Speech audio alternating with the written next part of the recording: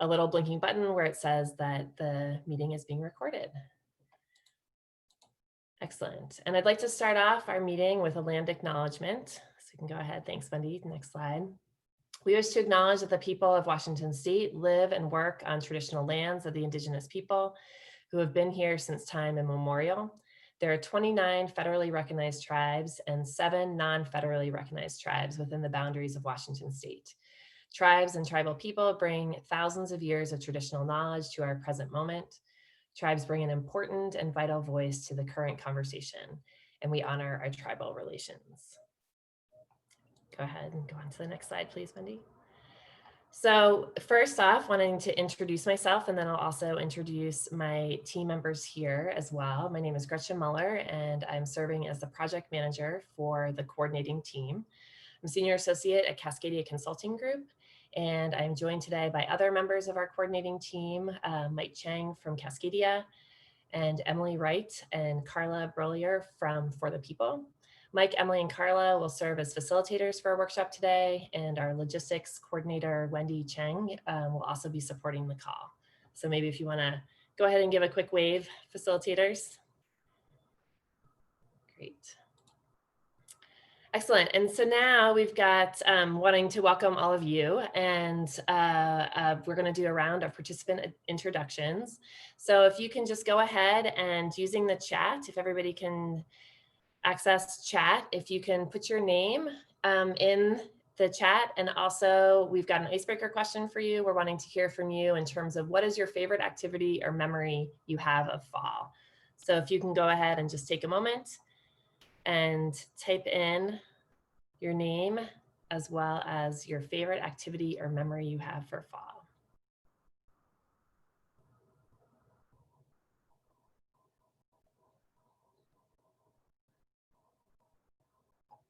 Great, we've got Kathy Lear who says colors, fall colors are amazing. Scott Patterson, hiking. Zachary Gold, crunching leaves. We've got Barbara Louie playing in big piles of leaves. Excellent. Karen Estevan, hoping I'm pronouncing that right, Karen.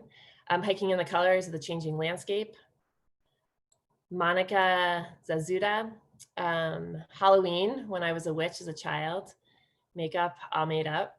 Excellent. Laura Berry, she's the research and policy director at Climate Mobilization. Apple picking, that's a good one. Johanna Lundahl, who's part of the initiating team. Hi, Johanna, falling leaves. And Derek Oshiko, who's also part of our coordinating team and from For the People, raking a pile of leaves and jumping in it and kicking it around. We've got Julie Kollinger, Julianne, apologies, pumpkin patch and fall festivities. Good morning, Julie. Oliver Gra from the Nooksack Indian Tribe. Hi there, Oliver, welcome. Aspen Fall Colors in Southern Utah, it's beautiful. Mike Chang from Cascadia, making and drinking cider, and Carla, also from our coordinating team, rating the crunch level of leaves in my sister's backyard. It's a good one. Other comments related to leaves, and then Emily Wright from the coordinating team, the smell of crisp air and crunching leaves in the Midwest. And Wendy's going a different direction, watching horror movies. Excellent. Well, thank you all, everybody. And again, welcome, and really excited to have you all on the call today. I can go to the next slide, please. And many of us have spent more hours than we can count on Zoom over the last several months, but I did just want to take a moment to walk through Zoom best practices to help our call run smoothly today. So first and foremost, if you can just take a moment and hover over your name in the participant bar. And it looks like we've got everybody's names here, but if you wanted to add anything, just a reminder to click on participants, hover over your name, and then click more and then rename yourself if you'd like to do that. Using a computer to connect to Zoom is also a great way to help with connectivity. And using the hand raise function to request to speak to the group or to indicate a vote. Actually, we're not voting today on anything, but if you can go ahead and use that hand raise function, that'll just help with the flow of conversation today. We also will be monitoring chat throughout the course of the morning as well. So feel free to use chat if you have something that you want to share or a question that you'd like to bring forward to the group. Using a headset or taking the call from a quiet space to reduce background noise, and keeping your phone or headset muted unless speaking to the group. Excellent. We can go on to the next slide, please. Thanks, Wendy.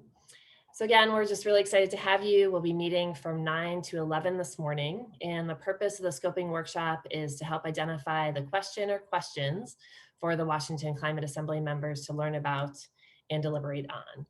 And this doesn't necessarily mean that at the end of these 2 hours, we will have finalized the question or questions during our time together today, but really looking to you all to help us identify the relevant elements needed for a good question.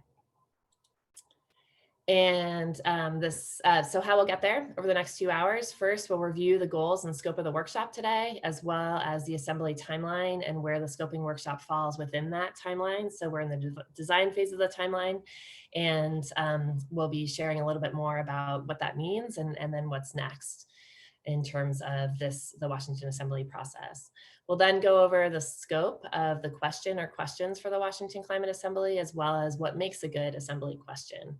And we'll share a couple of examples from other citizen assemblies, one abroad and one in Oregon State, that we'll be sharing with you. We'll then review the questions that we've already received. We'll add more if needed. So open it up for you all to weigh in and add questions that you think should be there that aren't there yet based on what we've received so far from other folks. And then we'll review and refine down the list of potential questions and close the day or the morning with next steps and how to stay involved. And today's workshop is both a combination of information sharing to you all to make sure that we're all in the same starting place, and then interactive activities, as we'll be relying on you all to help us identify the question or questions for the Washington Climate Assembly. Go ahead and go on to the next slide, please, Wendy. Great. So in terms of what is the Washington Climate Assembly, so a couple of things. We wanted to spend a couple of minutes to walk through the history of the Washington Climate Assembly, what climate assemblies are, how they've been used, and why they're important in terms of, for all of us, so that we gain a shared understanding amongst ourselves before we dive into the scope and as well as the goals for this workshop. So what is the Washington Climate Assembly?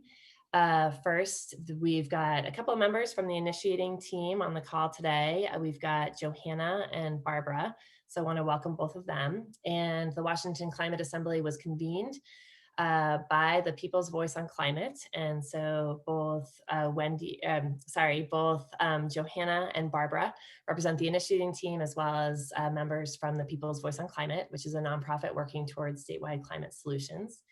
And then we are members, myself, Mike, Emily, Carla, and Derek are all members of the coordinating team. And so the initiating team hired Cascadia Consulting Group and For the People to be the coordinating team. And we began in early October. And we are a third-party group of third-party facilitators that are committed to leading an inclusive and neutral process. You can go ahead, next slide, thank you. So what is a climate assembly? Well, a climate assembly is a group of people gathered together in one place for a common purpose. And a people's or citizens assembly is a democratic process that seeks to answer a question or solve a problem facing a community in a way that fairly represents the interests of people from all walks of life. And an assembly can center around any topic. And in the case of the Washington Climate Assembly, our assembly centers around the problem of climate pollution. So how are climate assemblies used? They've been used worldwide to help shape the work of governments. And at the Washington Climate Assembly, members will learn about the issue of climate pollution, take the time to discuss with one another, and then make a set of recommendations about what should happen, potentially legislatively. And why are climate assemblies important? They're really important because they bring together everyday people to learn about climate change. Folks get to hear from a variety of experts, stakeholders, tribal perspectives, and collectively, assembly members will consider potential actions and discuss what should happen. And at the end, as I mentioned, the assembly offers a set of recommendations to elected officials and the wider public, which can eventually turn into laws. So here you'll see in just a moment, the next slide is our timeline, and we are in the design phase of the assembly right now, and the scoping workshop is one of those important elements of this. So we got started as a team, as a coordinating team in October, and the design phase of the assembly will run from October through December, and then we'll be convening the assembly in January. And the assembly will run from early to mid-January to early March, and there'll be approximately 34 hours of assembly time as associated with that. As you can see in the timeline, we're deep in the design phase of the project. We have a lot to do over the next month, and we've, as a first step in advance of our scoping workshop today, we solicited for question proposals, which we'll be sharing when I turn it over to Emily in just a couple minutes. We'll be sharing what has come in so far through that question proposal effort. And we've also, as a coordinating team, conducted outreach for both the scoping workshop, for the member selection criteria workshop, which is in a couple days from now. And the member selection criteria workshop is where we'll be speaking about eligibility and demographic categories for the actual assembly member recruitment. And the initiating team, as I mentioned, Barbara and Johanna on the call today, they are recruiting for the monitoring team. And the monitoring team approves the rule book, which describes the structure and decision-making process for the assembly. The monitoring team also oversees and advises the coordinating team and resolves complaints as needed as they come up. Any questions on either what is a Washington Climate Assembly or our timeline?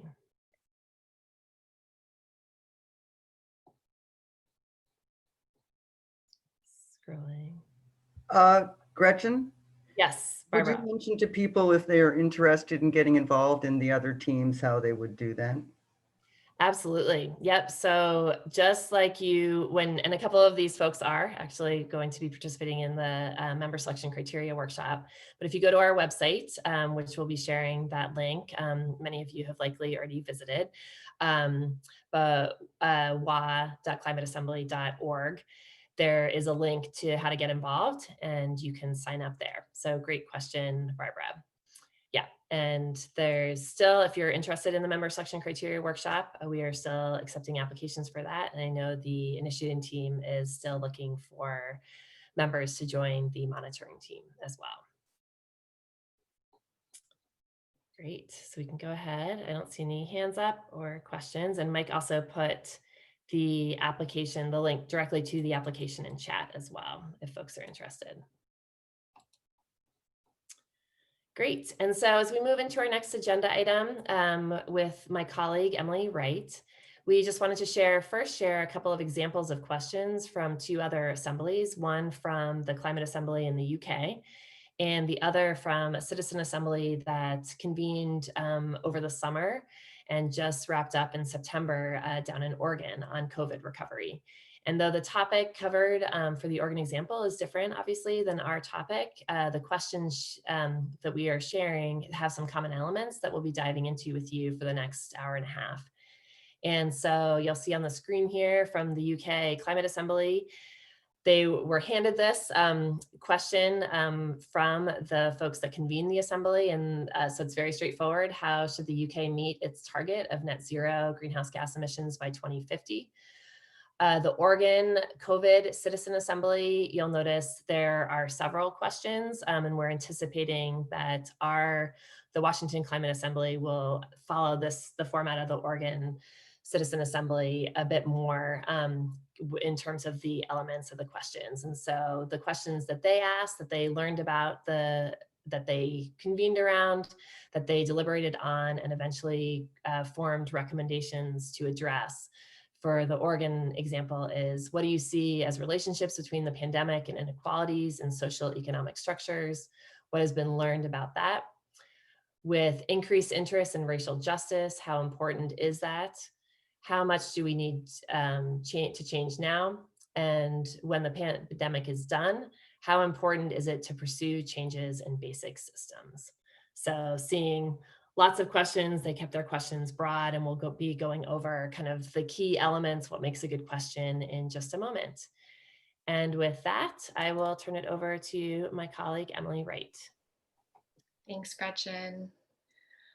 All right, so I want to just, before I dive in here, I want to just kind of give you a heads up that the kind of general structure of how we're going to go forward in this conversation about questions is kind of, you can think of it like a funnel. So starting kind of really big and reviewing all the questions that we've gathered and also generating new ones, and then going through an exercise to kind of evaluate those questions, kind of refine them and get to kind of a smaller number of questions that seem to really pop out from the group and all the questions that's been collected. So with that said, we'll start by reviewing some of the parameters that involve the scope of the question for this specific climate assembly. So first, the question or questions need to be about climate mitigation. That's the overall topic that we'll be addressing in the assembly. It has to be applicable to the entirety of Washington state, and it needs to be actionable and also relevant for policymakers and legislators at the state level to work with. The question or questions can't be intentionally harmful to any specific community.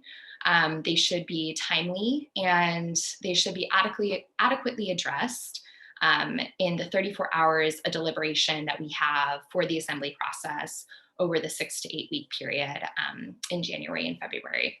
So these are kind of some of the parameters of the scope of the question or questions that we will want to aim for. And then in terms of, so that's kind of the baseline, the baseline parameters. And then there's the matter of, what makes a good question. And some of these elements that are based on kind of best practices in assembly processes is that there is, the question addresses a broad concern. So a concern that, for our purposes is broadly present for all of Washington state. The choices must be made that there's no clear right answer. So there needs to be something up for deliberation, something up for conversation. It shouldn't be a simple yes or no, kind of along those lines. It should be something that introduces deliberation and dialogue. It should be clear about the constraints and assumptions, and along those lines, provide a general context. So kind of situated in context. At the same time, it should also aim for brevity and clarity, which I know can be challenging. Ideally, it's not too broad or not too narrow. And lastly, can't be a leading question or a question that brings participants to a specific answer that's predetermined or pre-identified. So these are some of the factors that we consider in terms of what makes a good question or questions for deliberation for the climate assembly. And with that said, I want to pause there and just open it up to all of you. Feel free to use the chat or raise your hand, which you can access in the participant panel, to identify, are there other parameters to consider when thinking about what makes a good question for the climate assembly?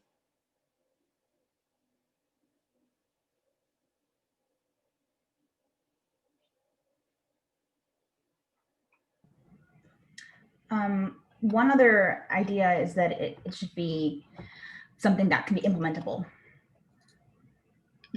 Just to give you a little more context. Yeah, thanks, Joanna.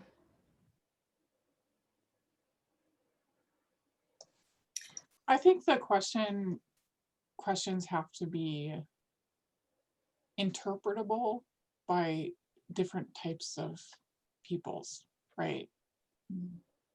So I think sometimes in the context that you ask a question is that your way of thinking and seeing the world, and not everybody thinks and sees the world in the same way. And to truly be inclusive, sometimes asking the same question in different ways can be very helpful. Mm. Thank you, Stephanie. That's really helpful. Emily, we have a couple of hands up. We have a hand up from Laura and Barbara. You see that. Laura, could you share? Yeah, thanks everyone.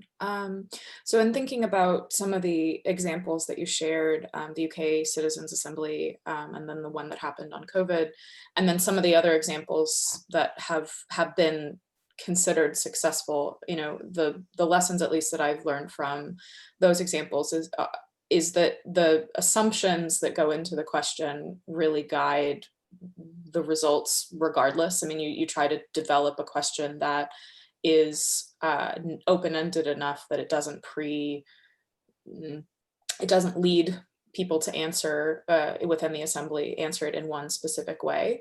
But I think that there are considerations such as climate science and sort of the reality of what's happening that need to be integrated into the assembly in order to guide it towards solutions. So something that I've heard as a critique actually of the Citizens Assembly in the UK's question is that by giving it such a narrow remit of the scope of net zero by 2050, that the actual assembly didn't consider solutions that could potentially reach, or at least not as fully consider solutions that could reach net zero emissions faster. And so I think that when it comes to that sort of question, you know, really deeply considering what political ramifications those questions have that might not be as obvious to folks who may or may not be familiar with climate change or climate science. So considering the science that is out there and not just sort of the political targets that already exist within that context, I think is really important. Thanks. Thank you, Laura. Barbara, would you like to share? Oh, Barbara, I think you're on mute. Sorry, I had a question, and it had to do with the yes and no aspect. And I'm just wondering whether we can entertain questions like, would we support X? And if so, what would it look like? Is that, you know, whether that would be an acceptable question, or whether that falls into the yes and no? Yeah, that's a good question. I will take a stab at answering that and then invite Gretchen or Mike or Carla to weigh in. I think the second half of that question is probably what we would revise it to be, right? So we'd focus on just assuming that, yes, we want to kind of address this issue. What does it actually look like to do that? Kind of, I guess, for lack of a better phrase, like kind of cutting to the chase type of thing, and making that assumption that the answer would be yes, we should do that. And but Gretchen or Mike or Carla, is there anything else you'd want to weigh in on?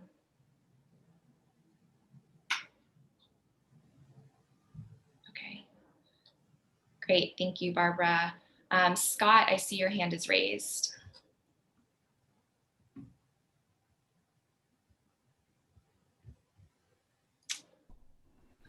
Yeah, I was wondering if questions would address educating the public about proposals that would be submitted to the legislature, as well as the proposals themselves, so that the citizens can weigh in on, be adequately, make informed choices and weigh in on these proposals to their legislators. Not sure I totally understand your question. Could you share a bit more? Yeah. So if questions are leading to proposals being made to the legislature for legislative action, are proposals to the assembly, will the assembly be involved at all in approaches to educating citizens about the proposals that they submit to the legislature, so that citizens in turn can give their input to the legislature, and they would be adequately educated, so they would understand. Particularly, I mean, proposals can create controversy, and particularly when people aren't adequately informed of the benefits of different climate solutions. Mm-hmm. Thank So you. is that clear? That's helpful. Thank you. And again, I'll say with kind of my initial response, and other members of the coordinating team, please weigh in. But yeah, so I think the ideal is that these questions, or the eventual recommendations, they'd be generated through, all of the 34 hours of deliberation or of assembly gathering, which includes kind of an education or learning period for the assembly members. And all of this information is going to be available to the public. So through recordings, the public will have access to learn alongside assembly members through the process. And I think there's, in making this very accessible and very transparent, I think one of the intentions there is to create kind of a space for education of all of Washington State along the lines. In addition to that, I think it's desirable that assembly members themselves will kind of informally spread the word to their communities that they live in across the state, to encourage that type of education along the way, so that the eventual recommendations that come forward from the assembly are kind of buttressed by this suite of these kind of videos of the whole process and all the other information from the process, as well as this group of 80 people across the state who are familiar with them and know kind of the reasoning behind how they were developed. So, in addition to that, I would imagine that, that type of element could be incorporated in the question themselves. How do we support kind of broad public education about climate solutions or about climate mitigation solutions? That might be something that comes forth in the questions themselves, which then, as you imagine, would lead to recommendations for that very purpose. So I'll pause there to see if any coordinating team members have any additional thoughts. I think you addressed that question well. Okay, thank you. Thank you. Oh, okay, thank you. Stephanie, I saw your question in the chat and also your hand raised, so I'll give you the mic. I'm just curious about how, I know that there are a lot of people in Washington that are vulnerable to climate change, but do not speak English well. And during, extreme heat waves and other things, they tend to be, there's a gap, right? And so it would be nice to be able to include them in a way in some of these proposals. And I don't know if the team that is assembled here has the capacity to, translate into the multiple languages and whatnot. And I know that there are cities in Washington that have created, public education cartoons that are in multiple languages and that actually do not require literacy for them to be understood.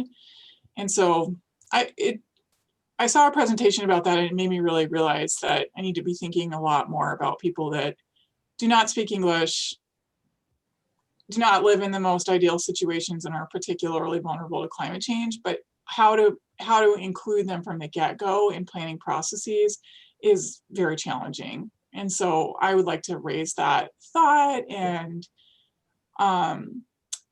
just ask for the creative energy of the group to think about that one and that theme of issues. Thank you. Thanks for bringing that up. And I'll note that Gretchen had posted in the chat that questions will be translated if needed, and that translation needs depend on the requests made by assembly members. So what I'm hearing is that question's kind of a bit more posed, like a prompt to the entire group in this conversation about thinking about those needs and bringing them forward. Okay, so then the next person who has their hand raised is Johanna. Hi. Yeah, I have I really connected with what Laura had been talking about, the need for a broader overall question in order to give the participants more agency to, develop those recommendations with the, with the regular flow of their understanding and their gaining new knowledge and just understanding more about the needs. But I also think that the questions need to be really timely, and particularly right now we are looking at multiple crises affecting Washington State and our communities. So making sure that the question is really relevant to those local contexts, including COVID, perhaps including economic recovery, but with a specific focus on climate mitigation would be a recommendation that I have. Thank you. And then the last question I see before we move on is Kathy had posted in the chat, will time be given in the assembly to clarify the question for participants? So this question, or the questions that are developed, will be shared with assembly members kind of right from the get-go. There's a period of time before the members even come together in January where they're gonna be kind of onboarded, so to speak, and go through a process of learning more about the assembly process, getting to know each other online in an online platform. It's really kind of the intention is to build this community, and part of that will be to give them time to sit with the question or questions and ask any follow-up questions. So yeah, there'll be some education and learning from the get-go. So, all right, great. Thank you so much for all these questions and comments. Gretchen, did you want to say something? Oh, there was one question earlier on that I think we missed around the question about climate mitigation versus climate adaptation. And I didn't know if either Johanna or Barbara wanted to step in and respond to that question, because that kind of distinction came to us as a coordinating team. And so would love to hear from the initiating team on that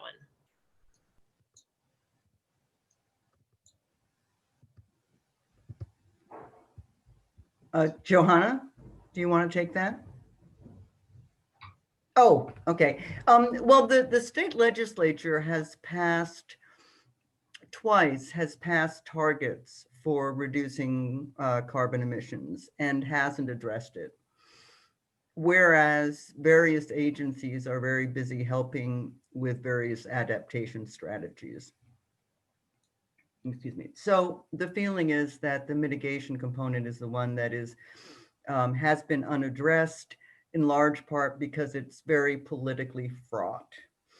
And the idea of the assembly is to bring together people outside of the context of those political forces, outside of the context of vested interests, and help the legislators come to a point where they can act because they have broad input from the public. So that's perceived as the major gap and the major struggle in front of us at this time. Thank you. That's helpful. Okay, great. Well, so with all of this context, just remembering all the things that we had talked about and what makes a good question, and all the great questions and comments and considerations that were brought forward by everybody here today, we're gonna kind of switch into reviewing at the questions that have been posed already.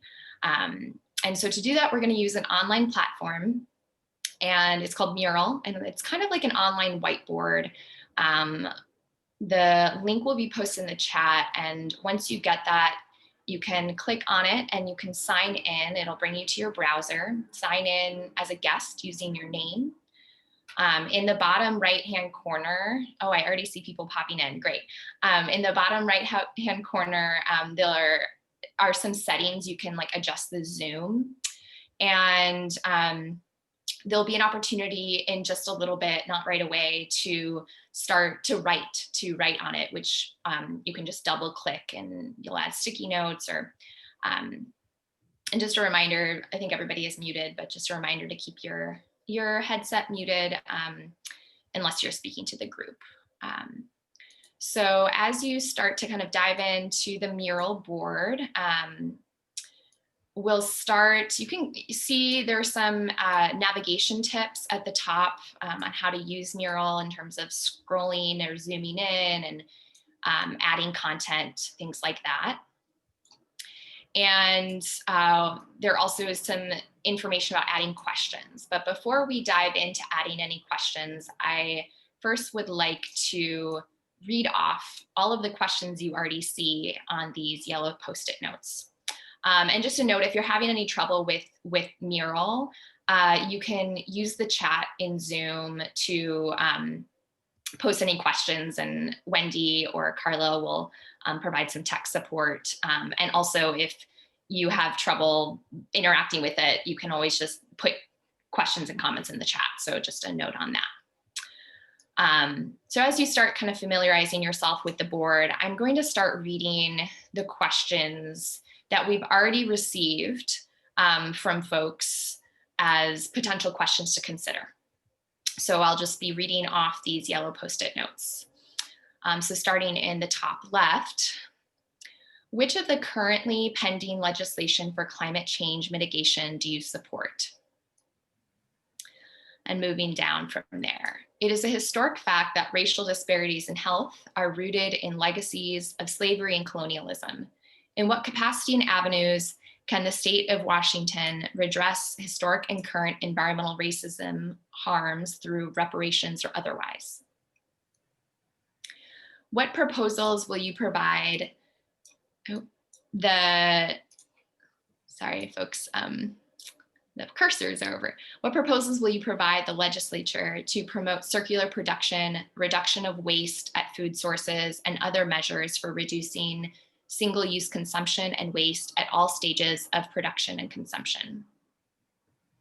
What proposals will you provide the legislature to promote and support regenerative agriculture and reforestation/afforestation? Moving in the second column, what measures are needed to be on track to achieve net zero greenhouse gas emissions by 2050, while improving equity for people the bill describes as, quote, disproportionately exposed to health and economic impacts driven by climate change, and also considering the state's current fiscal and economic crisis? Moving down from there, salmon are a critical element of multiple ecosystems as well as a food source for tribes. How will you ensure that salmon are protected and remain viable in Washington state? What proposals will you make to the legislature to establish the requirement that corporations pay for the environmental and social costs of doing business and not pass on that cost to consumers? What proposals will you send to the legislature to promote reductions in greenhouse gases related to new building construction and retrofitting existing residential and commercial buildings? Moving to the third column, methane is 86 times the warming factor of CO2, carbon dioxide, during the first 20 years it is in the atmosphere. What proposals will you make to the legislature to curb methane emissions in Washington state? What proposals will you provide the legislature to promote and support the utilization of Indigenous expertise in agriculture, forestry, animal husbandry, and water use to bring about needed changes in current practices? Are there any bills currently under consideration by the legislature you think are on the right track? If so, what modifications do you suggest? Moving to the fourth column, what proposals will you make to ensure we can transition homes, businesses, industry, and transportation to renewable energy while making sure it's available to all people in Washington state, paying attention to the most impacted groups? What proposals will you present the legislature for ending new construction of additional infrastructure to support the production, piping, refinement, and storage of natural gas, oil, and coal in Washington state? What would you like the legislature to consider in a future session? Are there any ideas you want to put forward as a ballot initiative? And the last column on the right, what proposals will you make to the legislature to divest from any investments in fossil fuels that currently exist in any of the state-run retirement systems or bonds? How will Washington research what the best possible uses of non-fossil fuel energy, solar and geothermal. And lastly, how can the Washington state government help consumers and builders to use geothermal and solar technology in their homes and buildings to not use methane?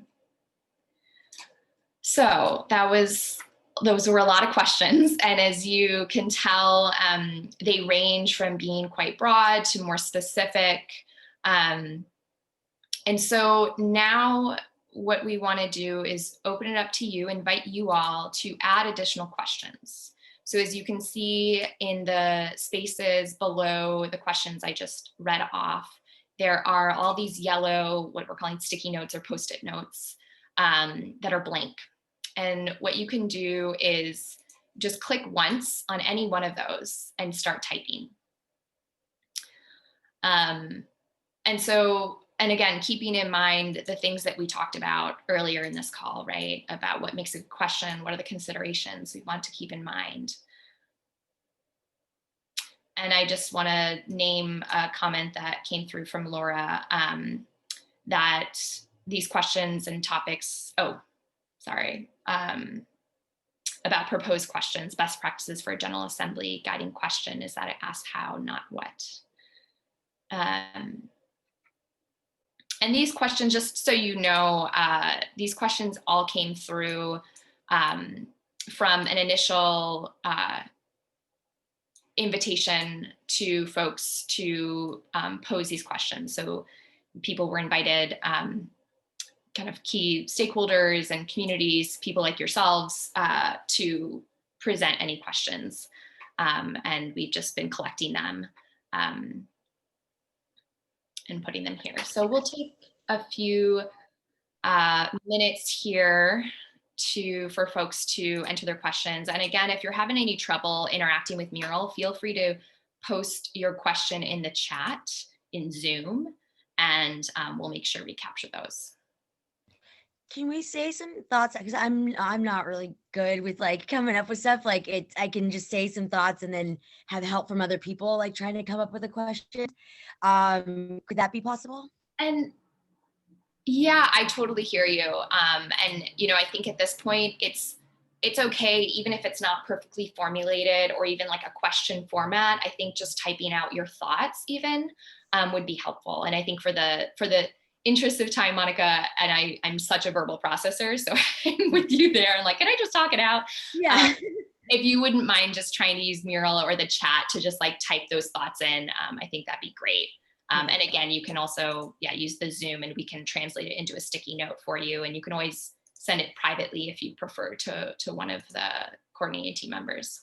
Perfect. Thank you so much. Thank you.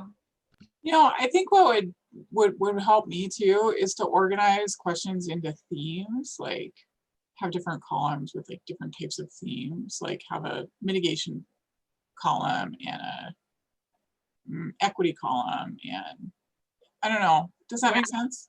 I think that would help me like see because for me, I can't hold all those new thoughts in my mind all at once. Mm-hmm. So, and I don't want to like be redundant and duplicate the process, but maybe it's good to have some redundancy too. Mm-hmm. Yeah, Stephanie, I think you're one step ahead of us. I think if you could, remember like the funnel thing I was talking about earlier. I think at this point we're like, throw them all out there, and redundancy is actually quite helpful because then we can identify like, multiple people picked up on these themes. Okay. And like the next phase, we're gonna look at what were some of those overlaps. And if it's helpful to you to kind of break out in multiple sticky notes, like this would be my question about, this specific kind of topic area, this would be, you can go for it. You can take up multiple Post-it notes. And if there aren't enough available that are blank, you can double click in an empty spot and create a new Post-it note. Can I color code my Post-it notes? Absolutely. Okay. Just saying. Thank you. You're welcome.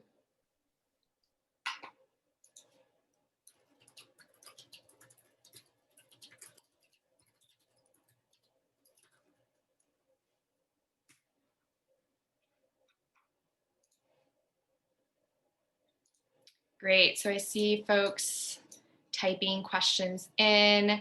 And as this is happening, some of our coordinating team members are kind of doing that thematic grouping too in the background. So just know that we're kind of taking this time as new questions are populated to identify some core themes that are coming through.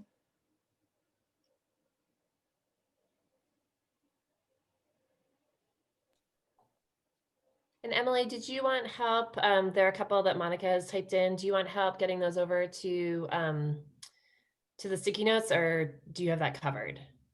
No, that'd be great. Yeah, if somebody from our team can transfer. Okay. Thank you.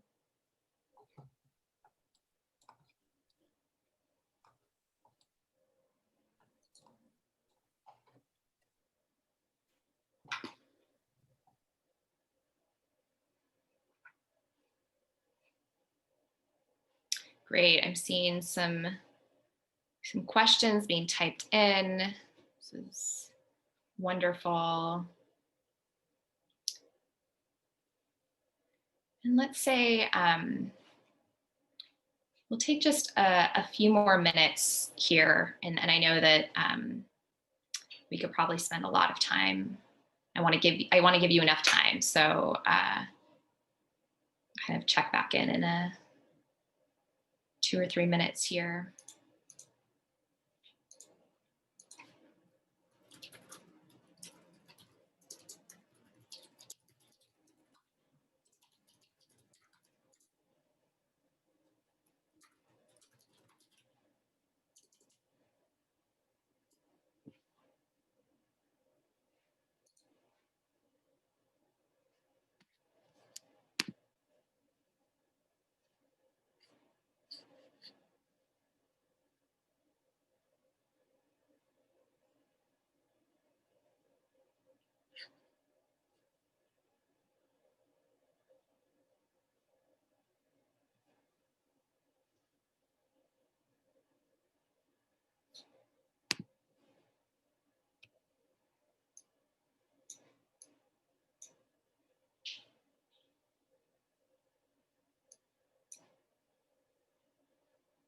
Great.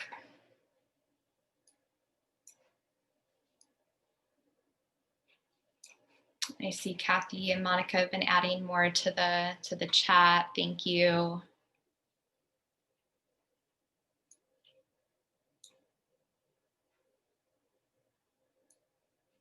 So let's try to wrap up your thoughts in another minute. And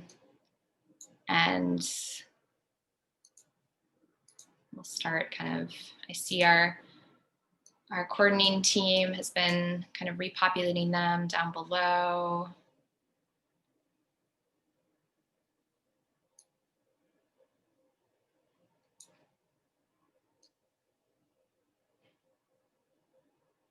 Great.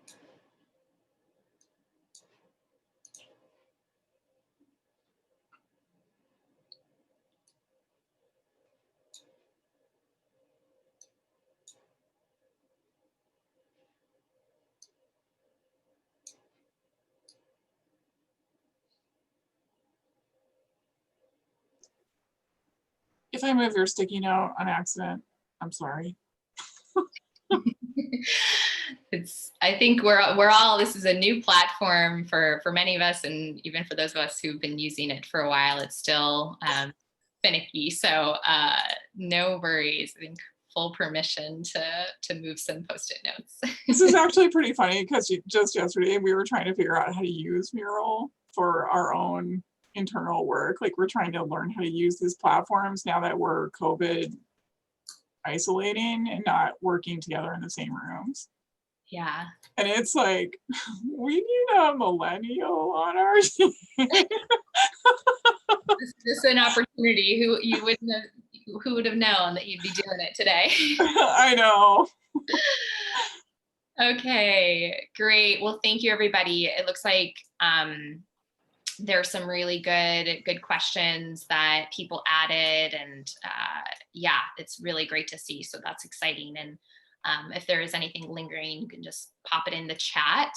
But we are going to move forward, and I'm going to pass it over to Mike to help guide us through kind of how we move forward with all of these new questions. We're kind of at the big end of the funnel, and he's going to help us get a little bit further down in the funnel. So Mike, I'll pass it over to you. Great. Thanks, Emily. And thanks all for joining today as well. So this next part of our agenda, kind of what Emily said. Right now, we've just done a massive brainstorming of all the questions that we want. And so now we're going to kind of go through a process and work through some of the themes that have emerged, some of the different types of questions and topics. We want to, some of the outcomes that we want to identify is kind of identify what are the concerns considering the parameters of the scope of the question we want to ask, concerns around other things that we might have interest in or that we want to make sure are addressed or mitigated as we create a good question. What are some of the opportunities that exist within the questions that we can address? For instance, I saw that there was some mention about economic recovery and COVID-19 recovery. And so those could be some of the additional opportunities or co-benefits that we can address in this area. And finally, we want to kind of settle on kind of a short list of what are some of the right questions or topics for us to address here in Washington State. So kind of, again, like what Emily said, the funnel. So we're kind of in that now, trying to get from general to a little bit more specific based off of what we had done. Definitely want to thank coordinating team members, Carla and Wendy, for helping kind of do some real-time synthesis of all the questions that we've received. So if we can go back to the Mural board, and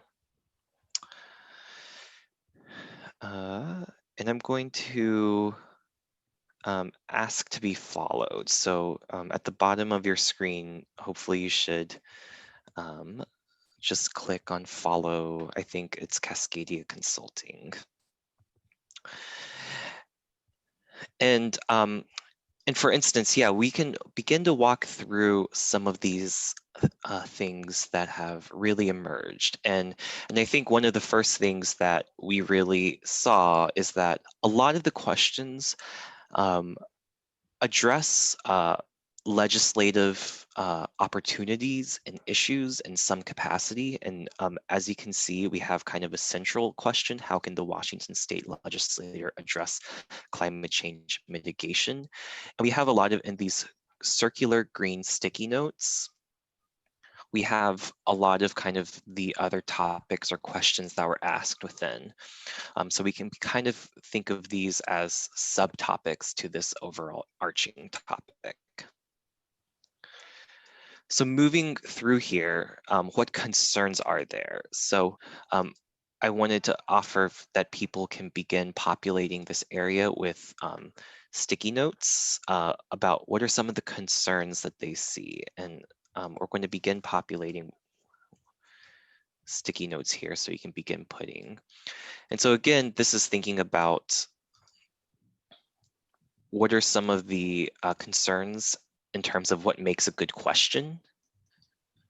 What are the concerns about what are some of the justice concerns or equity concerns? Are there disproportionate impacts? Can there be unintended negative consequences?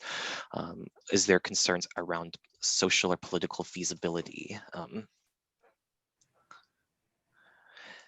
And I also, so we can, I know that some people are verbal processors, and in this moment, I also think discussions can also help bring the group along in terms of how different people are thinking. So definitely encourage people to type in the chat or unmute themselves and kind of walk us through some of their thoughts, as well as populating this. So I'll give people maybe about a minute to 2 minutes to begin populating this and see kind of what are the concerns that emerge.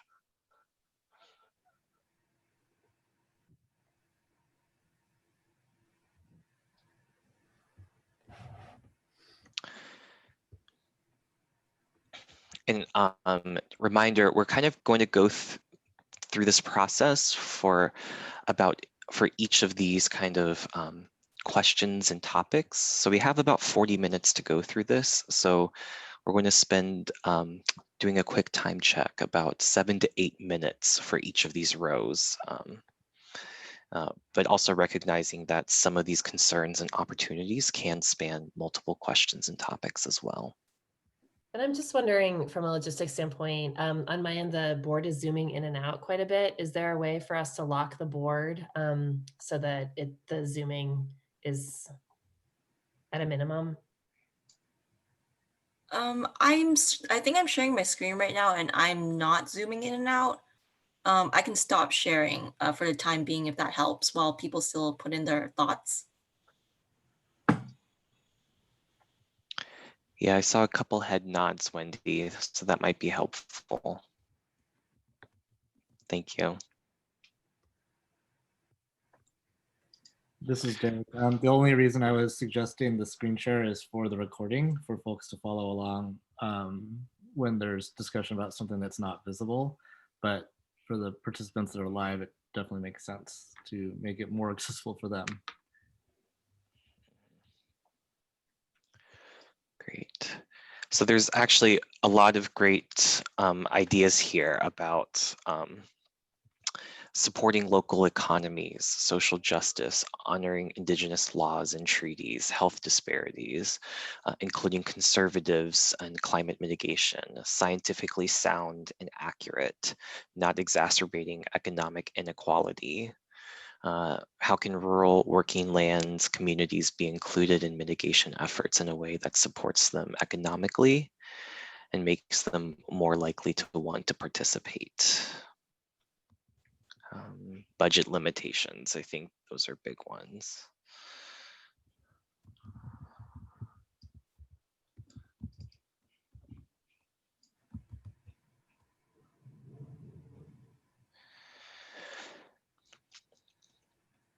So kind of on the flip side of this coin, and I'm just going to move us along, is we want to think about, again, the opportunities. So thinking about things like there's economic recovery, COVID-19 recovery, there's some things that we can begin thinking about of what are some of the opportunities we can integrate into this overall topic of how can the legislator address climate mitigation. I think some of these in the concerns pile might also double as opportunities, so I'm going to copy over some things as well.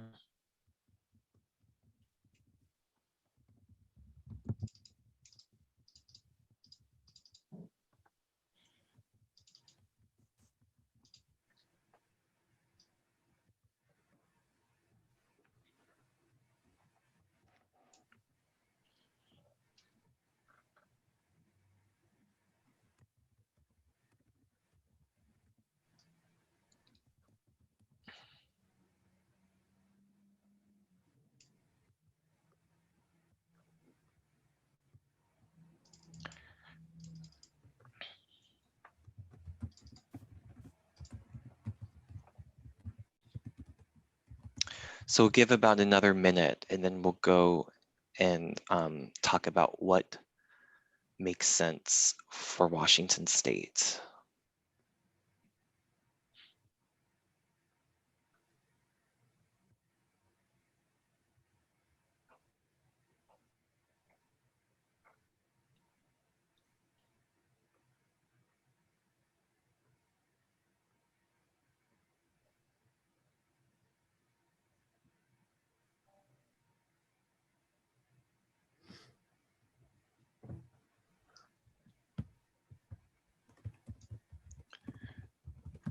And Mike, there may be, we've got a comment in here in the chat from Laura Berry. So I think if folks are experiencing kind of a lot of zooming in and out, it's because we're following Mike and Oh, Mike to do that. So thanks for bringing that forward, Laura. thanks, Laura. I will stop zooming in and out. Thanks. So let's take the last maybe 10 seconds to wrap up the opportunities. So opportunities including overcoming entrenched historic disagreement on climate policy, some addressing concerns about forest fires and smoke, identifying need for revenue, having science-based policies, opportunities having a democratic legislator, also including conservatives in this conversation, inclusion of soil health, ranching, and other things. Also other topics such as wetland and riparian restoration, beaver restoration for stream temperatures, solving existing problems and win-wins for climate and biodiversity and economy. Including tribes in a meaningful way and the Environmental Justice Task Force, and creating opportunities for even the poorest residents to save energy and have rooftop solar and other sustainable technology. Great. So I'm going to move over to this last column of what questions are right for Washington State. So I'm going to get rid of a few of these sticky notes because I think we want to work off of a few. We don't want, so now we're at this point of where we want to kind of get this broader funnel and get more specific topics and questions that we want to hone in on.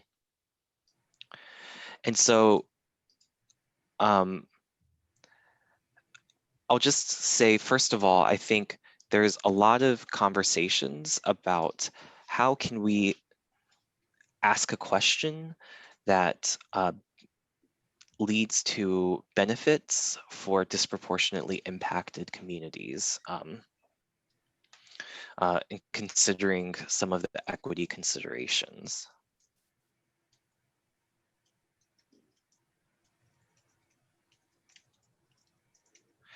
So, so thinking about some of these things, I want to open up to the discussion about what are some of the other themes that people see and that makes sense for Washington State to ask now. And we can begin populating a few of these blue sticky notes.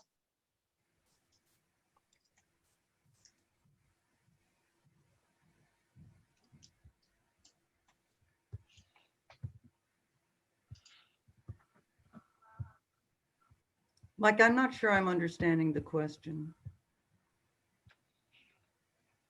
So these are the questions that we want to ask the Climate Assembly to answer. So we're beginning to identify what are some of the more streamlined topics and questions and continue refining them in a way. So I see someone typing, how can this process reconcile historic wrongs to tribes? And so maybe if I can ask who typed that to kind of elaborate a little bit more on that. This is Stephanie. I typed that. I just think I'm thinking about salmonid specifically. I mean, nearly every tribe in the Pacific Northwest and the entire Columbia River Basin is a salmon tribe. And it is hard to understate the significance of what has happened to salmon for tribes. When I try to explain this to people, like, people are, when they are born, they are celebrated with salmon. When they die, they are buried with salmon. Salmon is part of every significant ceremony in a person's life. there are many tribal members that fished at Celilo Falls when they were children here that are still alive that can't go there and see it again. They don't even want to see that place ever again, which is like a cultural genocide. So like, not only have, you know, dams really impacted salmon populations, but now climate change. If dams weren't enough, climate change is an existential threat to the future of salmonids. And tribes are fighting off, like right now, you know, the Midas gold mine on the Snake River or the Salmon River, which was historically the largest salmon run in the world. And I think a lot of people don't know that. Like this community that I live in today used to have so many fish in the rivers that you could walk across fish. And that was throughout all of the inland Northwest. Every stream had salmonids in it, from young fish to older fish. And now that's just all gone. And there are people that still remember that. And so, you know, in order to save salmon, which are really important for many reasons, not just to tribes, you know, they're incredibly important for fishermen, for commercial fishing, and both sport, commercial, and tourism. They're a huge part of our economy and just this culture in general for this region. And, you know, it's something that I think a lot of people, not just tribes, really want to protect and are very shocked by how dramatically the numbers are dwindling and the lack of fishing opportunity in the closed fishing seasons. And so I just think, like, in solving the climate crisis, like focusing on fish, like if we can save these cold water fish, then we've gotten it right. You know, we've done all the right things. We have gotten the greenhouse gases back down. We have helped with water quality. We have improved flow and base flows in the summer. And that takes landscape level restoration. And so I think that process could be incredibly healing and lead to a sort of reconciliation with tribes for what they've experienced, and could help protect a critical part of the Pacific Northwest culture in general. So I know that's a bit long-winded, but you know, I have this sort of like, I'm an agricultural ecologist, so I really care about farmers and farming, and feel like farmers also are getting really poor information. There's much better ways to farm that would be better for them, more profitable for them, better for their families, better for their health, better for global health, public health, etc. But they would also benefit from having fish. And so it's a pretty interesting, like, I live in Eastern Washington, and it's like farming and fishing are super important too. In these rural communities, like, people really depend on that revenue to survive. And when fishing seasons are closed, it's not just tribal members that are upset about it. I mean, it's a lot of other people that are fishing for subsistence and also guiding in order to make revenue in a place where there are few jobs. So it's a pretty interesting equity, from an equity point of view out here. It's a very interesting problem to solve in the climate crisis. Mm-hmm. Great, thank you, Stephanie. So I see others have begun populating. I'm just going to call on some folks to kind of explain, and maybe we can kind of do some refining. But someone said, what would a socially just COVID recovery, including climate mitigation, look like? Who just kind of welcoming kind of who wrote that, and kind of thoughts and justifications along that. Well, Barbara here. So COVID recovery, I think, is going to be the prime issue for the legislature. And so the question is, how would we address climate mitigation in the process and ensure that it doesn't disadvantage, or in fact benefits, all of our communities? And possibly also address some of our social justice issues, which, for example, the one that Stephanie talked about. Great, thanks for that, Barbara. To make sure we're getting at the right one, could we rearrange something like how could climate mitigation support a socially just COVID recovery as well? Perfect. Yeah. All right. So another thing, so I actually added this question of how can we structure policies that support carbon sequestration and habitat restoration for maximum benefits? I think there's some cross-cutting themes here. It talks about mitigation and sequestration, but I saw a lot of opportunities around soil health and restoration. And so for some of those folks who identified those opportunities, do you want to elaborate and just do a quick gut check to see if this is a good reflection of your thoughts?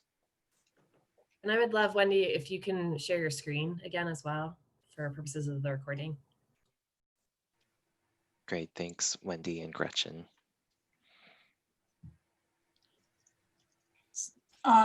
Mike, I really like the way that you phrased that question. We're in the midst of this climate smart agriculture project here, and have learned a great deal about how helpful soil health is. And I think that California has just set an incredible example, and there's a lot of expertise there in implementing the soil health measures and including them in policies. And so I just like the way that you phrased it. Okay, great. I just want to make sure I'm doing an accurate reflection of some of these. Great, and I see there's a few other things about tribes. I'm going to group that together.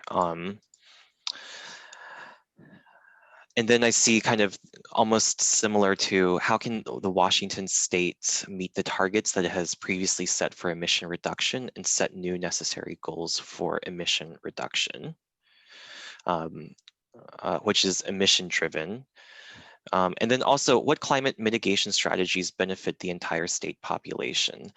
This also seems like it's related to this benefiting disproportionately impacted communities. But I guess before I move that, who raised this question and just making sure I'm Barbara again. What I'm thinking of here is that, we have this historic tension between, among various communities, including the eastern and western parts of the state. So, you might be able to, have gotten at it, Mike, with your how can we structure policies that support carbon sequestration, because I think that supports agriculture. And I just really feel the need to make sure, we're all here, presumably, I would guess, from Western Washington. And we have one of the reasons we've had political standoffs in the past is because, we care about smoke and Eastern Washington cares about forest fires. We need to make sure that what we're putting for, if we want political support, it's to our advantage to make sure that there's something in it for everybody. Great. Thanks, Barbara. I want to go over to the chat. I know, Monica, you had some thoughts as well, and just also acknowledging your verbal processing. So I just want to make sure you have the opportunity to talk through some of those as we are honing in on specific topics. Sure, yeah. I'll go back up the chat. Oh no, how do I do it? I don't know how to go back up chat, but I have some in my notes over here. So basically, I saw this one webinar. It was a 6-hour long webinar called Countdown, and had a bunch of stars in it and everything, some celebrities, but it was talking about 15-minute cities. And basically the idea was you could get anywhere within 15 minutes, like a walk or a scooter or whatever, like to the hospital, to your job, to the store, to leisure activities like the bar or art studios.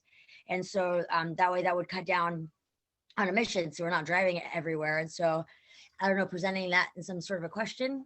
I like to try to get that information out there. And then transportation, light rail, like basically just the same kind of thought process that I did in the chat. I was just like, here's all my thoughts, here's my ideas, here, take them.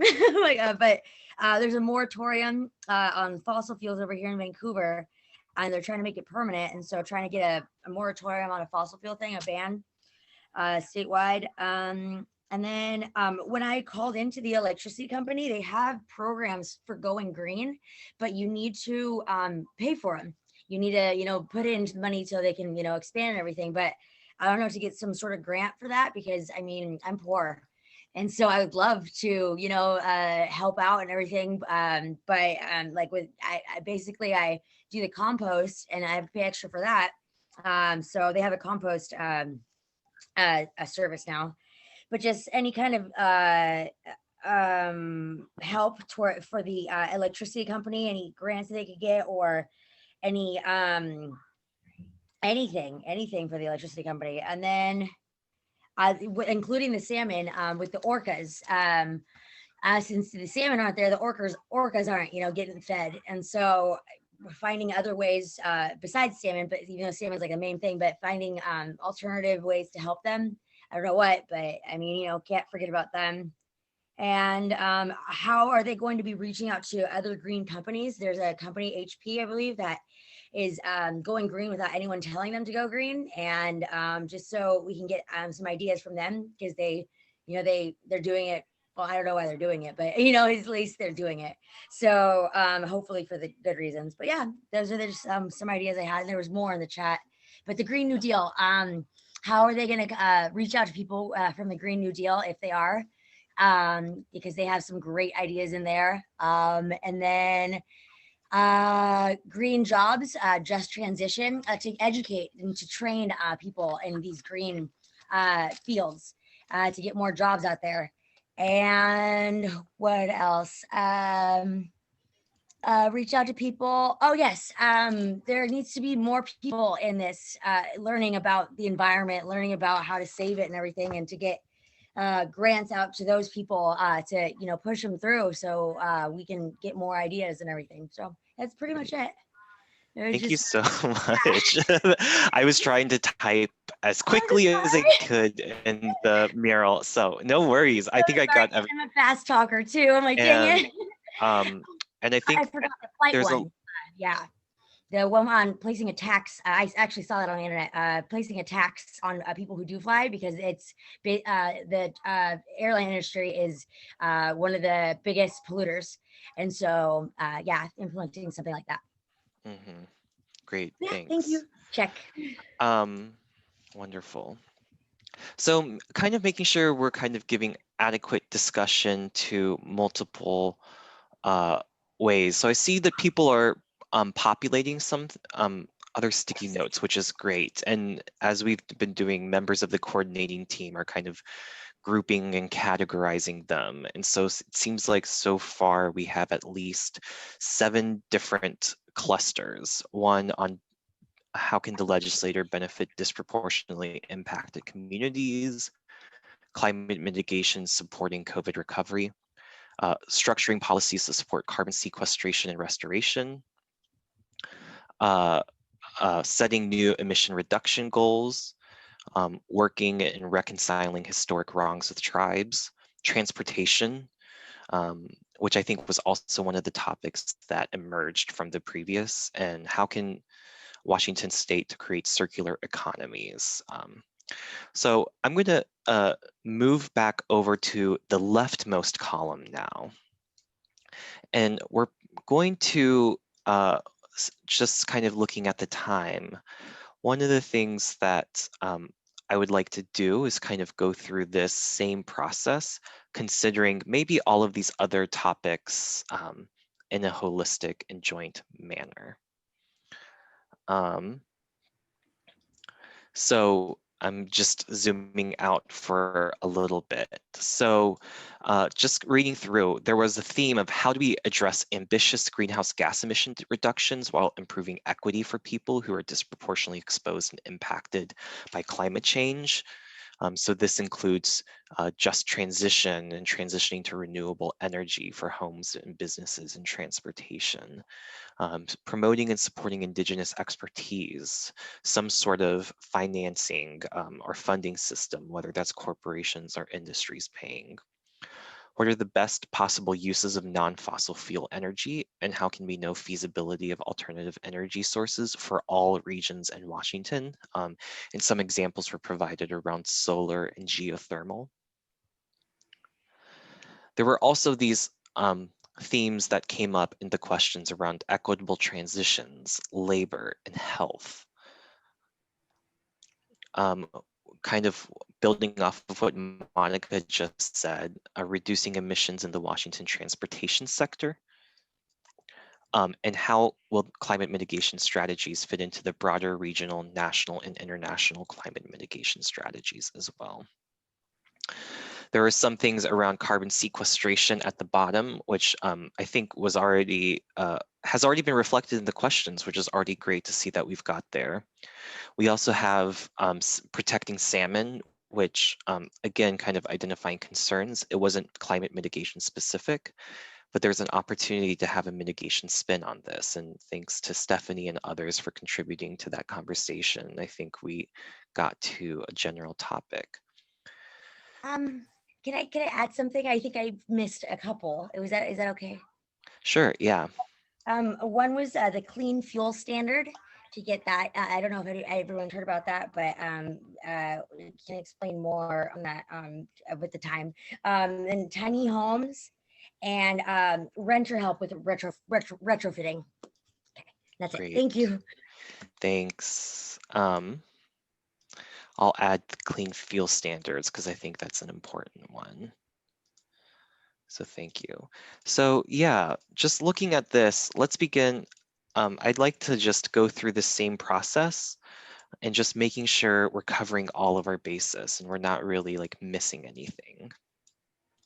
So let's spend another few minutes to continue brainstorming concerns and opportunities as it relates to these other topics, including greenhouse gas emission reductions while improving equity, non-fossil fuel energy, labor, health, transportation,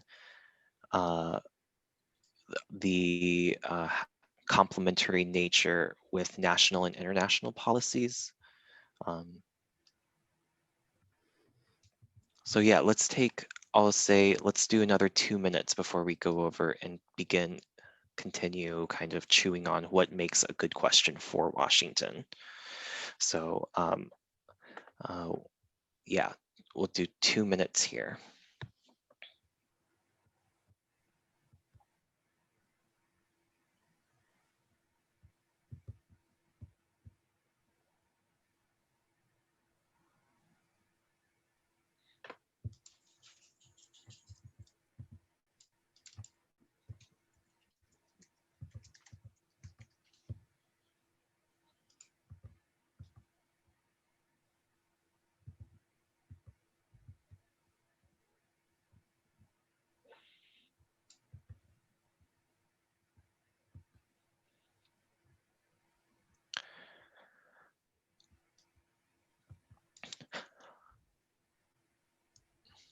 All right, well, reading the room here, I don't see anyone populating these additional sticky notes. So maybe people have kind of gotten those ideas kind of vetted out so far. So maybe we'll just move to the most far right column and continue kind of chewing on these questions over here. So I wanted to both kind of make sure people who haven't been speaking as much get some speaking time, and to make sure that they have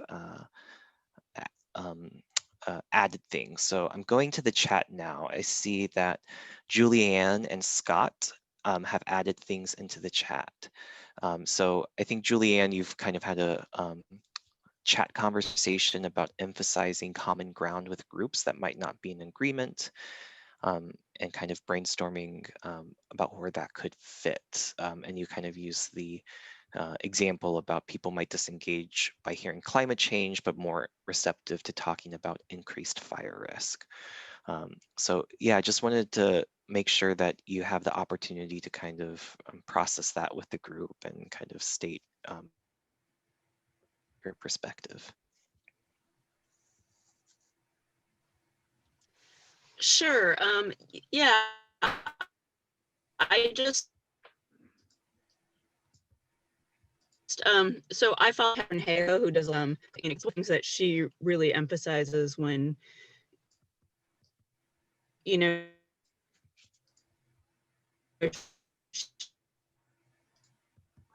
You're breaking up. Yeah, it seems like you're breaking up a little bit.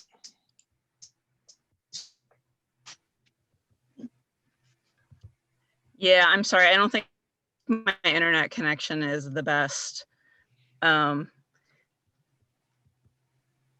just think it's really important to be cognizant of how we frame questions and to try and frame them in a way that doesn't automatically turn people off of the conversation. And I think that's really important way to get, you're probably not going to engage with a climate denier, but you can engage with someone who is concerned by maybe sometimes more effectively by talking about, the effects of climate change that we're all seeing. Mm-hmm. Great. Thank you so much for that reminder. I put that into the opportunities column for us to keep in mind. So thank you for sharing. I want to check in with Scott.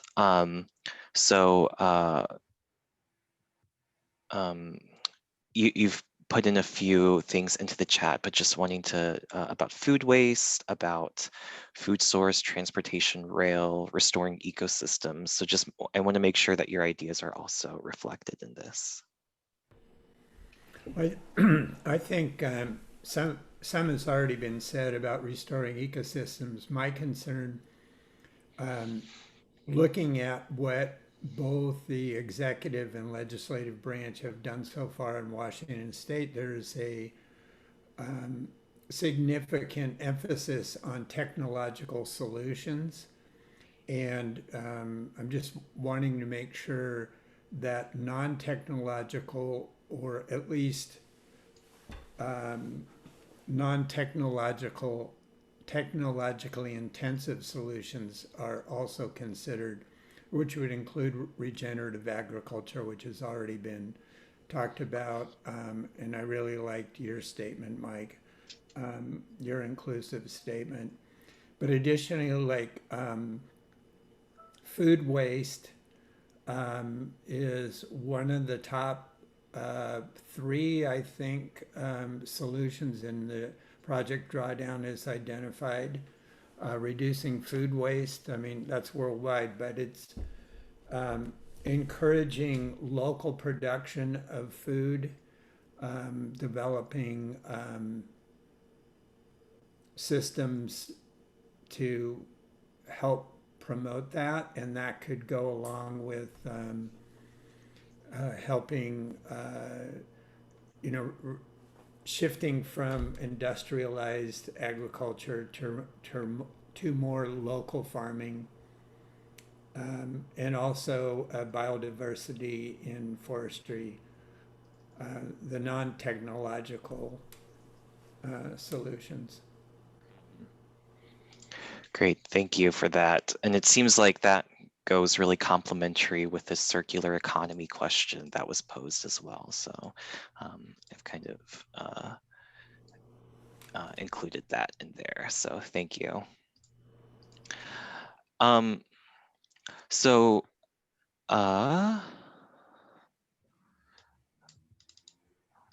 just doing a quick time check. So we're about to move into the next round. So in the last 5 minutes before we get here, I just really want to make sure that other people have the opportunity to kind of give their inputs into kind of these buckets of questions that we have so far. So I see someone just added, how can solutions and drawdown be included?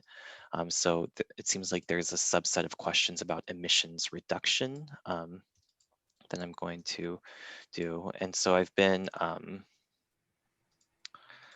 just kind of grouping these questions in these like broad categories that we can see.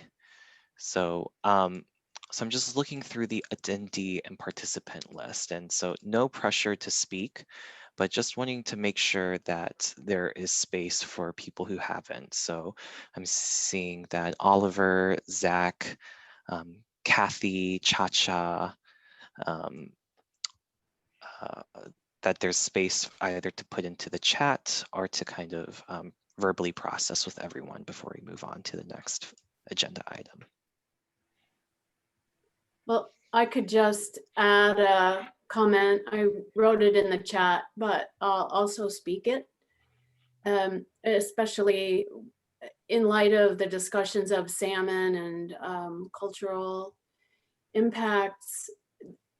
This summer, when people were finally able to get out and the parks opened and so forth. I live in an area with a lot of parks, Olympic National Park and so on. And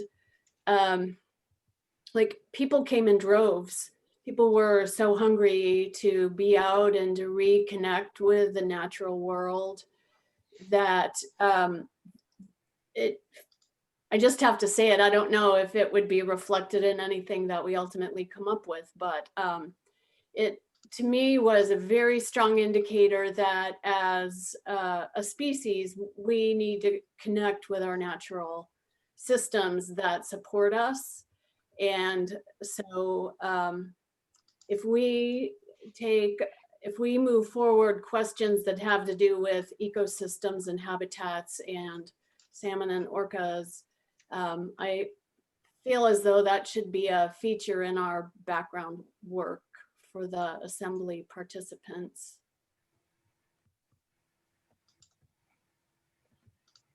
Great, thank you so much, Kathy. And I'm going to build that off of this idea about salmon and other things about how can we kind of build some of this into the background.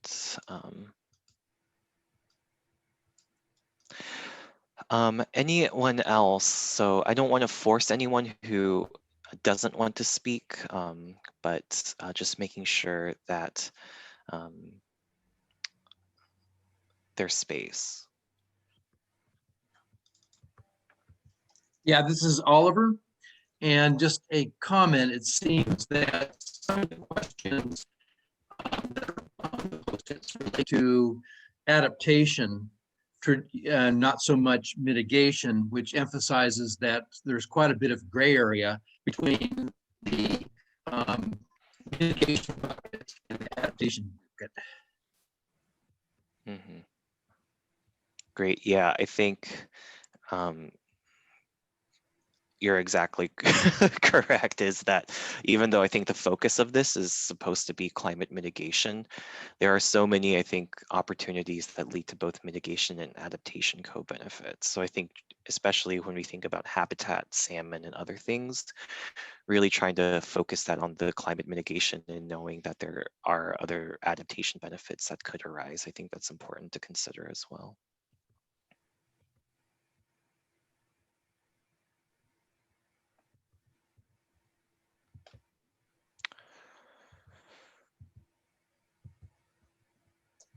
So one of the, oops, sorry, was I? Oh, Mike, I was gonna say that like, sometimes I have this, I'm not sure how to express this, but I feel frustrated that it seems like it's okay to release plenty of funding to do adaptation actions, but not to do the mitigation actions that would lead to not having to do so much adaptation. And the emphasis is placed more on adaptation in some circles than it is on mitigation. And in part, I think that's because, first of all, obviously we have to adapt, that things are changing very rapidly, and like adaptation work is absolutely necessary, but it's also just more palatable, as you know, instead of saying, you know, having that like strong sense of we can reduce our emissions 80% by 2030. We must do it. This is how the pathway to get there. It will take this kind of determination, you know, instead of having that real leadership on getting to net zero as rapidly as possible. It feels like the people that work within government processes are pushed to focus on adaptation instead of, you know, reducing emissions. And the same thing with industry. And so that it's frustrating to me a little bit. Like I kind of wonder if there's a way to talk about that isn't going to piss a bunch of people off, basically. Yeah, no, that's a really great point. And yeah, and I think that's part of what we're considering today as well. So thank you. I do want the final to do two things. I just, again, kind of the scope of this is about climate mitigation. So I think really trying to like find those opportunities within some of these topics and questions. I think that's key in how we're addressing this. And so, so I think that's always important to keep in mind as we go through this. I, again, just want to make sure that everyone kind of has an opportunity to give feedback. So I know I said a few names, and so just checking back in, just making sure there's room and space. If Cha-Cha or Zach, if you do want to speak, no pressure, but I just want to call you in if you do want to. I just feel like everything that's been written so far, I've thought about. So I guess I don't really have that much input. I guess just one thing to consider when formulating the questions, especially when we're talking about policies related to environment, is how much budget limitation would have a factor in what kind of policies we might be wanting to promote eventually, and what kind of questions we're formulating around public policy. Because that's just what I've been hearing a lot through a different organization, is there's a severe limitation in what the legislator is looking at when considering policies and how budget could affect them. Mm-hmm. Great, thanks, Cha-Cha. And I think that's something, thinking about funding, implementation, there's a real kind of reality to a lot of this as well. So thank you. Hey, Mike, this is Zach here. I just want to, yeah, similarly, I feel like been able to share a lot of the thoughts, and people have brought up the other kind of things I want to discuss. But one thing that I thought was really nice that folks brought up in the chat that I thought is worth thinking about is that this isn't happening sort of in a vacuum, and this isn't the first time that the state of Washington has tried to tackle climate mitigation issues, and this isn't the first time you know, that folks have been thinking about a lot of these, and so I just think it's really important to reflect and consider on what has worked and what has not worked in the past, and somehow incorporating that into this, you know, structure, because I think it's just going to be really important going forward to think about, you know, where we are and what's happening and where we're going in the future. Great, thanks, Zach. And this might be a good reminder that there are other roles that kind of address some of these other questions as well, such as being part of the monitoring team or being an agenda consultant to the Assembly, that I think definitely a lot of these ideas we're taking lots of notes today, and including some of what has worked and what hasn't. I know that's came up in the chat, and thank you for bringing that up, Zach. That it's great to include that as part of the learning part of this as well, to give people that kind of legislative and policy context. So yeah, just wanting to, since you mentioned that, just making another quick plug, and that there are many, many other roles that I think a lot of these are relevant for as well. So just doing that. I see, Johanna, you have your hand up, so I just want to acknowledge that and make sure you have time to. Yeah, thanks, Mike. I just wanted to also put this in context of the off-ramp that these recommendations that ultimately come out of the assembly participants, the off-ramp of that will be in the latter part of the 2021 legislative session. The recommendations will be presented to members of the state legislature, and they will be looking at them in the context of the work that they've already been doing in the earlier part of the state legislature, and it may impact their tweaking of different bills they've been working on, but ultimately also then provide input on future legislation that is created. So they're going to be, this work is going to happen in parallel with the work, the sort of the early work of the 2021 legislative session.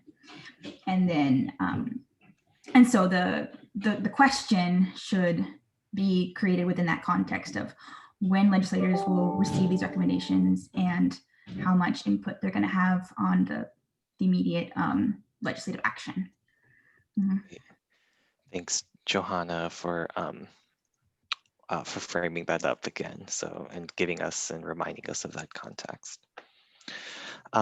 So before we end, I just want to turn it over and just check in with Laura Berry as well on kind of final thoughts before we move on to the next agenda item.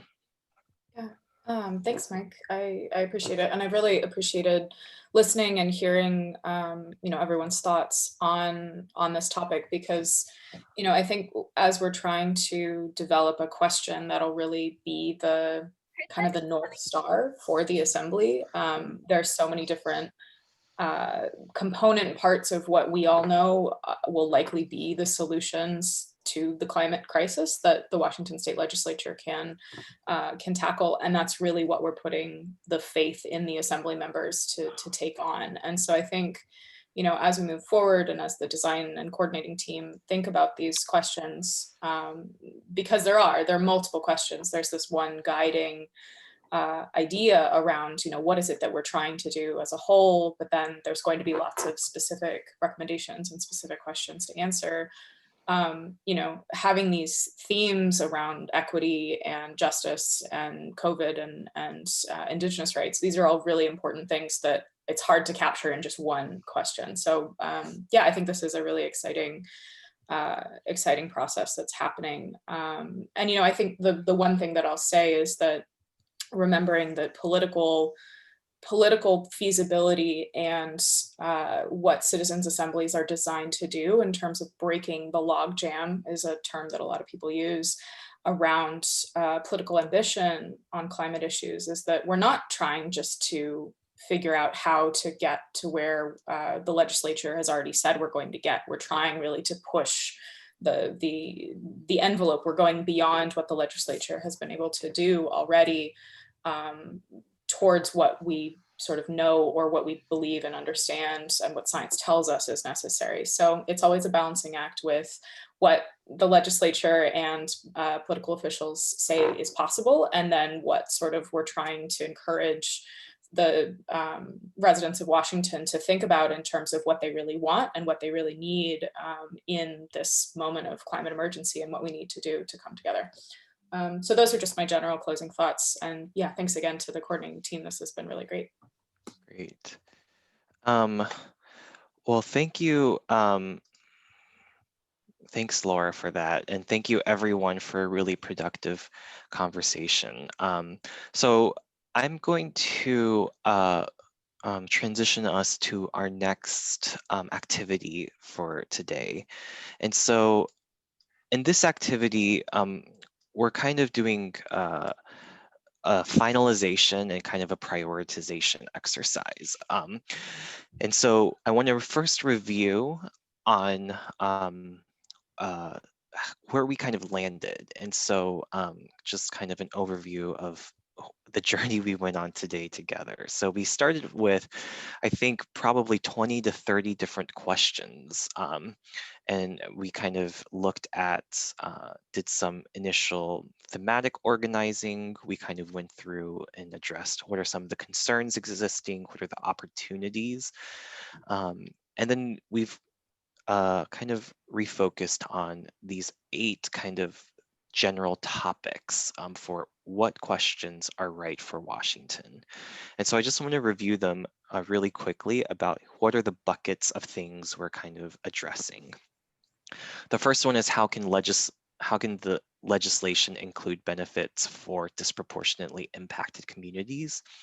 There's a lot of different components to this, including health disparities, just transition, supporting community-based solutions, a lot of jobs and economic opportunities, especially in more rural areas that are more jobs are tied to natural resources, benefiting the entire states, other considerations from farmers, fuels, vehicles, and common ground and inclusive languages. We also have the second topic is around carbon sequestration and habitat restoration. So how can we support that type of climate mitigation through sequestering carbon? We also have how can this process reconcile some of the historic wrongs to tribes? And this, I think there's a lot of overlap between some of these topics, but just kind of saying that we've broken them out into distinct topics based on the discussion we had today. So honoring indigenous worldviews, a lot of other work around salmon, leveraging local governance, considering rural and jobs perspective, and targeted universalism. The next bucket seems to be really about carbon emissions reduction. So meeting its previous targets, how can we get to net zero rapidly? How can solutions of drawdown be included as well? So really getting to the source of carbon emissions. There's this job about how do we create a circular economy, reusing our own waste and new materials and keeping supply chains and jobs here. There's, again, aspects of just transitions included here. How do we ensure workers displaced by climate mitigation strategies maintain access to living wages and employment here? How do we develop food systems for local food production? The next one is, how can Washington support innovative green building, tiny homes, and create building codes? So I think this is, again, might be related to emission reductions, but this is really around buildings and thinking about what are aspects of affordable housing and opportunities for some of these retrofits and transitions for older buildings, for buildings for communities across Washington state, and using codes and regulations to help support that. The other one is about economic models and financing. So thinking about things from, again, green jobs and just transition and aspects of circular economy. So supporting those types of economic systems, while also making sure that there's divestment from fossil fuels, ensuring, making sure climate deniers are profiting from climate action so that they will want to participate. I think that's definitely a way we can get at attitudes and motivations as well. Another thing is, how can climate mitigation support a socially just COVID recovery? Again, thinking about economics, this has kind of emerged as also a common theme, and as also addressing health disparities, which came up in our very first topic as well. And the last but not least is transportation. So we definitely have this broader category of emission reductions, and I think we've identified some aspects of that, including around buildings and transportation, which I actually think are the two largest emission sources in Washington State. So that definitely makes sense that these are also their own categories as well. But thinking about access to transportation, 15-minute cities. Thanks, Monica, for bringing up that concept. I've never heard of that terminology before. Thinking about fuels and clean fuel standards that have come up, marine and aviation, flights as well. So, I'm going to do a quick check-in with Emily, my co-facilitator today, and just making sure, is there anything else that you want to add that that we might have missed in this summary? Yeah, thanks, Mike. I think we'll definitely want to go back through and kind of tease through the details with a fine-tooth comb to make sure that we're capturing things. But it seems like I've been kind of scrolling around and checking in with some of the elements of earlier questions and some of the concerns and opportunities. And I do think that these topic areas and kind of adjunct or complementary topics that are around them in these clusters seems to address, capture a lot of what has already been brought up. So I think that seems all set to me. Great. Well, thanks, Emily, for doing that quick reflection and kind of confirmation throughout the Mural board. I know there's a lot on it. So now we're going to go through a dot exercise. So we're going to give everybody 1 minute to do kind of dot voting, and Wendy's going to facilitate this. And so I'm just going to walk you through it while kind of Wendy finalizes some of this. But in this last column, this far right column of what questions are right for Washington, we see we have these 9 kind of questions or topic areas. What we're going to ask you to do is vote for your top 2 priorities in this. And this will definitely get a sense of kind of where we are at, where we're feeling today, where can we begin kind of teasing out these specific elements and creating kind of a broad and ambitious yet tailored question as well. So you can only vote for 2. We want you to vote for these 9 topics in the far right column for what questions are right for Washington State. And we can kind of, if you want to click in terms of the votes, if you can click on the biggest sticky note of that area, so we can kind of do a streamlined approach. So, okay, it sounds like we're all set to go. Yeah. If anyone has any troubles, just send me a message. And remember, as Mike said, to just vote by clicking on the big sticky note that you are casting your vote for. And we can get started.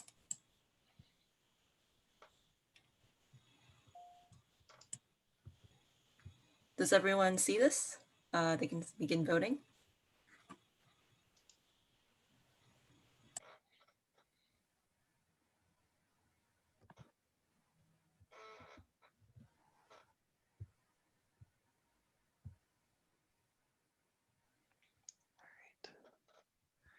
Can I write it in the chat? Is that okay? Yeah, if you're having trouble on Mural, you can write it in the chat. And maybe Wendy, you could vote in for Monica. Oh, since I'm the facilitator, I actually get 0 votes, but we'll just remember it and tally it up. Okay, great, thanks. I can put Monica's votes in there. Okay, thanks, Emily. So let's finish our voting in about 30 seconds. We have about a minute to vote, and then we can wrap it up.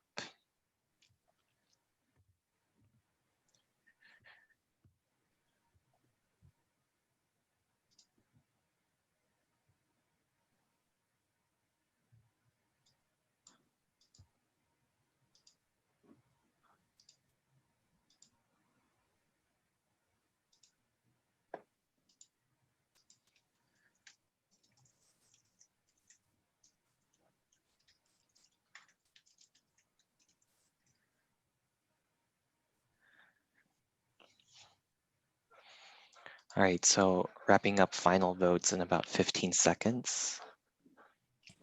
I see that visiting crab, visiting gorilla, and visiting rabbit still have 2 votes left. I'm not sure if those were one of the facilitators. If you are one of those people, please remember to vote if you want to. Thanks, Wendy. And if Carla, if you're able to put in Scott's votes, that would be helpful. He said ecosystems and then solutions and drawdown.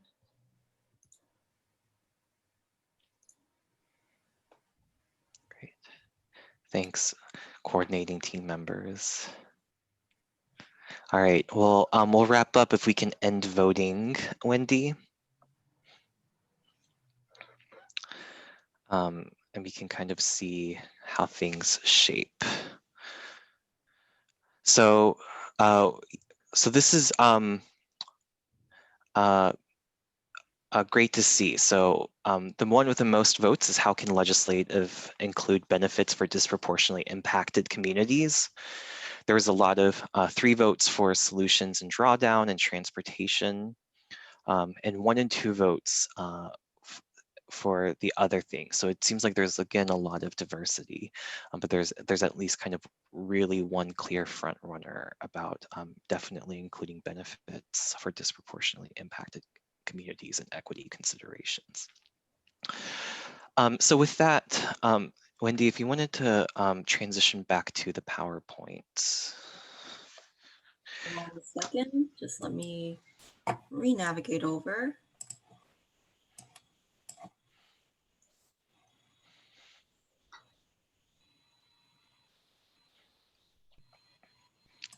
So yeah, so kind of what Gretchen said earlier in the introduction in terms of kind of our next steps here is, again, today, this has been such a helpful meeting and workshop in identifying what are some of the priorities and elements of the question that we want to ask people. It definitely seems like there is a clear priority and a lot of other things to tease apart as well. If you can go to the final, the thank you. Yeah, we also have the member selection criteria workshop in terms of next steps. So that's going to be on Thursday. And some of you will also be participating in that as well. We're also already starting our assembly member recruitment, which is kind of a randomized sortition method of getting kind of an equitable and representative sample of Washington State. We also want to just remind people of how do we stay involved. So again, earlier in the chat, I think Emily put in this link, but we're still looking to fill out other roles for this process, including you can still sign up for the member selection criteria if you want. You can still sign up to be a monitoring team member, a presenter to the assemblies, an agenda consultant, so you can help frame the agenda for the assembly as well. We also just, should be on our contact page. Anything you put in that page should go directly to this email, but since we are kind of participants here, I just wanted to give out this email directly as well, is that if you do have any follow-up questions, feel free to email us at info@waclimateassembly.org. So with that, we're right at 11 o'clock. So it's always feels like a little bit just really satisfying moment when we end exactly as we think. But I just want to check in with Emily to see if there's any kind of final or concluding words from you, and then we can end this. Yeah, thanks, Mike. I just want to let you know that if you have already submitted the SurveyMonkey, so if you already clicked on that and submitted a form to get involved, and thanks, Laura, thanks so much for being here. So you have to jump off. If you're having trouble, like you're not able to submit it again for whatever reason, just again, email the info at that info email address, and we can kind of address that and maybe do just check in to see what roles you'd like to play. But other than that, no, I just want to say thank you all so much. It was really a pleasure to have you, and this has been a really important important step in getting closer to what these scoping questions are for the assembly. So thank you so much. Mike, I'll hand it back over to you. Great, thanks. And I see that Monica, you have your hand up, so we'll be the last person. Yeah. Awesome, thank you. So I was wondering, is this the last time we're meeting more? You're right. I just remembered. Sorry, there was another thing. Sorry. I got an email saying thank you for your interest in greenhouse gas assessment for projects rulemaking, and I was wondering if we had a relationship with them, and also that they would like to get input on several different issues, and they have a website to go to, but I was just wondering if we had a relationship with them and if we wanted to reach out to them or I don't think we have an expressed relationship with them, but definitely if you have their contact information, you can just send that information to the email posted in the chat, info@WA Climate Assembly, and we can make sure that we connect with them. So thank you so much for bringing that up. Yeah. All right, well, I know we're a few minutes past the hour now, so just again, thank you everyone for a very productive and really great meeting today. It's been a pleasure meeting everyone, working with everyone virtually, which seems like the new reality that we are in. Thank you again. I hope everyone enjoys your day and have a great rest of your week. Thank you. Thanks, everyone. Thank you. Bye. Bye.